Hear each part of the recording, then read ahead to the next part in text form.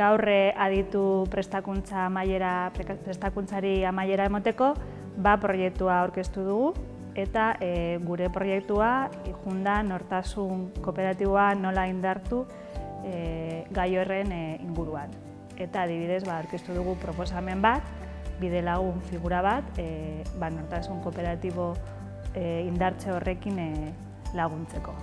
Gure aurkezpena eta gure proiektua batik bat zegoen kokatuta kultura kooperatibari buruz, RPK-ko termometro soziala nola zegoen, bai SDD-en eta bai SDI-ko kolektiboan. Oro har nire esperientzia pertsonala kopa ditun oso positiboa izan da. Bai izan behar dut hasieran ez neukala oso argi zertara nijoan edo zetan zijoan mastera, baina gero ja behin hasita oso gustora hasieratik, oso posik, oso gai interesgarriak landu izan ditugu eta hori niretzako izan da oso aberatsa.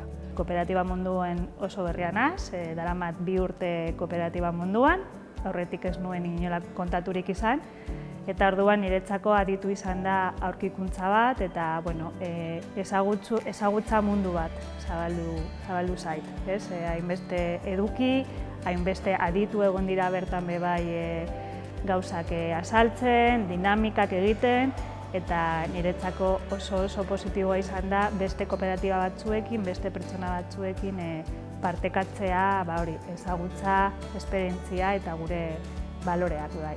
Zenbat proiektu, zenbat ekintza egiten dugun ingurunean, eskualdean, eta hori azpimarratu eta baloratu behar dugu, ze bertan datza gure harrotasuna bai, ez? Gu ez gara enpresa bat, ohiko enpresa bat, gara proiektu sozio-enpresarial bat, eta bertan dago gure baliorantzia eta gure desberdintasuna.